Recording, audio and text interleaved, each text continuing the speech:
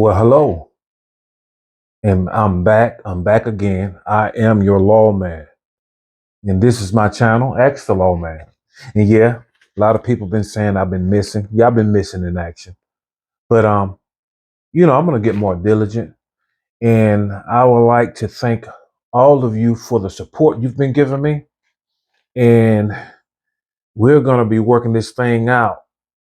But I have a question that actually I have a bunch of questions, and I want to shout out to you, my brother. Shout out, well, the only name we call him Smiley, but he is a fellow officer, and he's like a big brother of mine. Um, I only worked with this gentleman for maybe almost 3 years, and he had an impact on my life just the way he carried himself. Um, Probably one of the nicest guys that I've ever met.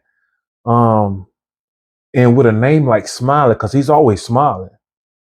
And but don't get that smile wrong. He is strong as a bear. And I believe God made him strong because he's so nice. And when you're that nice, people can try to take advantage of you, but he got that great strength and he don't even look like it. But yeah, he's strong. But anyway, I got a bunch of questions. Like I said, thank you, brother. I've been waiting on questions. And I'm going to start with one question. He sent in and said, how are we trained to de-escalate tense situations and ensure the safety of both ourselves and the public? Well, technically, we are trained. We have de-escalation classes. About I think three de-escalation class. We have community-oriented police, and we have pretty much on how to deal with tense situations. From it's a governor initiative that was put in place. Uh, I would say over 10 years now, and we are mandated to take those classes every year. Um, but that's the technical part of it. But that's the technical part. But my real answer is you have to respect the public, and you can't be scared of them. You have to respect the public, pretty much.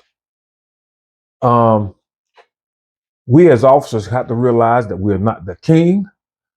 We ain't a pappy, and people you up north, that means ain't your daddy.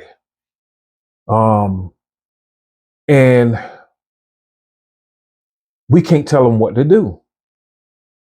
If people are not violating the law, we have absolutely no authority over you. And we have to give them that respect. Sometimes they are very rude to us and we don't like what you say. And you know my answer to that back in the day, before the cameras. And sometimes I still slip up. You call me a bald headed motherfucker and I call you a fat bitch. Okay. My bad. Um, Parents don't let your kids watch this. I'm sorry. I'm sorry. But it was a situation where I was working night shift and I had gained a lot of weight. I've always gained weight working on nights, especially the older I got. When I was younger, I didn't, but the older I got, I gained weight, man. I mean, I be craving stuff like honey buns and pies and all of that, and I don't deprive myself of any. Um, but when I first got back on the road, I probably came back a solid 250. You know, waist was small, still nice and toned in the gym. But by that point, this point that I'm about to tell you about, I had blew up to like 285, 290 pounds. And I've never had problems with my belly being that close to the steering wheel of the car and getting in and out the car. And so, I knew I was, you know, trying to use the right thing for the all the people who sensitive about their bodies and stuff like this. But I was a fat ass. I just put it that way. But anyway, I got a call to this house, and this neighbor said this lady, she's her neighbor lived next to her, was very rude, very very rude, and she had these badass kids, and they were would jump her fence, come over there and mess with her stuff, steal her stuff, and do all kind of stuff. And she had spoken to the mother several times, and mother just pretty much tell her off and all of that. And so, I said, "Well, ma'am, let me go over and see if I can speak with her." And I knocked on the door, and the neighbor came to the door, and I told her, I said, "Well, ma'am, you're being accused of allowing your children to jump the neighbor's fence and mess with the stuff and take the stuff." And the woman was like, she didn't have no kind of control of especially that daughter, this 16-year-old daughter.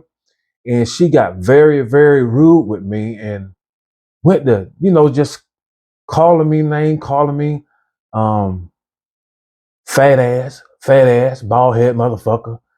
Okay, I've been called bald head motherfucker so many times. That's a nickname of mine, I guess. Um, so that didn't bother me. And she was calling me fat ass. And I'm like, dang, I ain't never been called fat. But I like, well, ma'am, look, you heard what I said.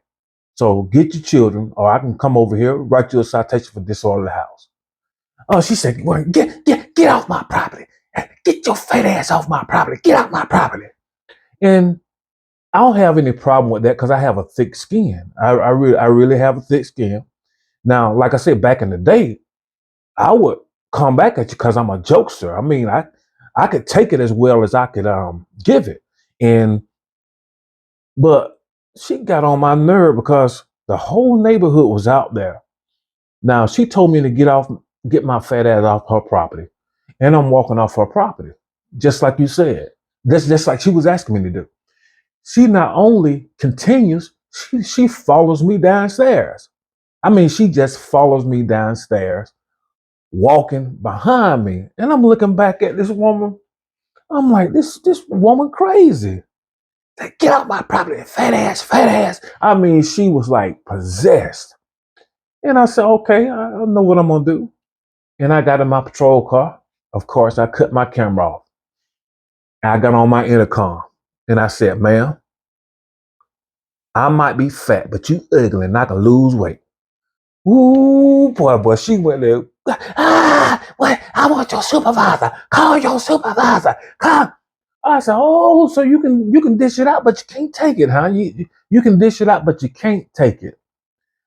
Man, you know what? I went through all that just to say, what when it's about de-escalation.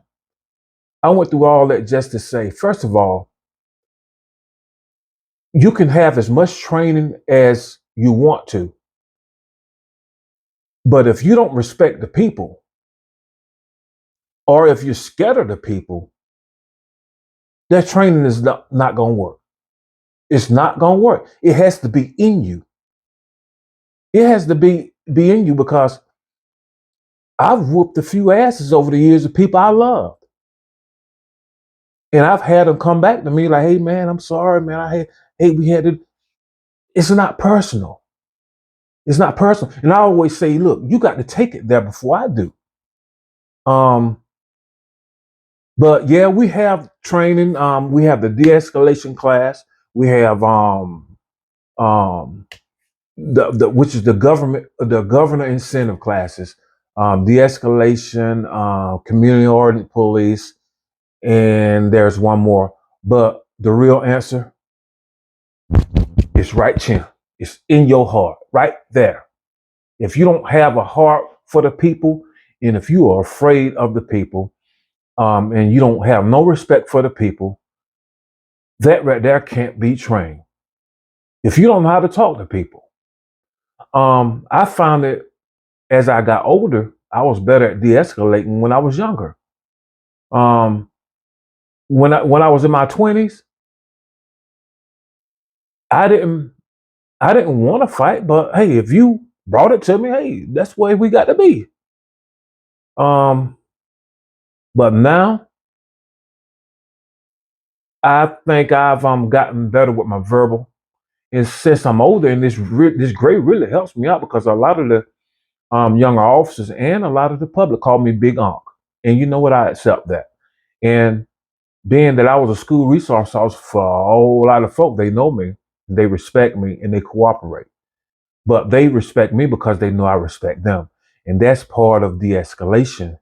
That is a big part of it right there. When the public respect you, even when you have to tell them something and use hard language to them, they'll back down to you. There are certain officers who can say something to people and they'll humble down. It's not that they scared of you, they respect you. But then you get a different officer who says the same thing and you got a fight on your hands. So I've like to think that I've been around long enough to have that relationship with most of the public. Um, and I don't let everything get to me. And no, you call me names and stuff. I'm not trying to arrest you because that's your First Amendment right. But hey, don't get upset if I fly back off jazz at the mouth. That's the way it goes. But I'm going to be coming to you more regularly. I know I promise that every time, but I will. I mean, my brother Smiley left me a bunch of questions, and Mom, I'm going to address them each. And I started off with police de-escalation. It has to be in your heart. No amount of training can get you to respect people. No amount of training can get you to um, be calm. I always say it too. I don't argue back and forth with them. I say, look, this is the way it's gonna be. And I can't tell you this is where it's gonna be unless you're doing something wrong. If I'm on your property and you hadn't did nothing wrong, you can put me off your property like you can anybody else. But I'm not gonna hold you. Peace. And remember, if you have any questions, you can email me at askthelawman@gmail.com. Askthelawman@gmail.com. And if you really want to help me out, hit the like button, hit the subscribe. I messed up the word. Hit the subscribe button. And that will help the algorithm and drive people to me. That's how you help me. And you can send me 30, 40, 50, $60 million if you want. Get in touch with me in my email and I can give you the where you can wire the money to, okay? But remember, I love you. Hit that like button, hit the subscribe button, and peace. Until next time. Yes.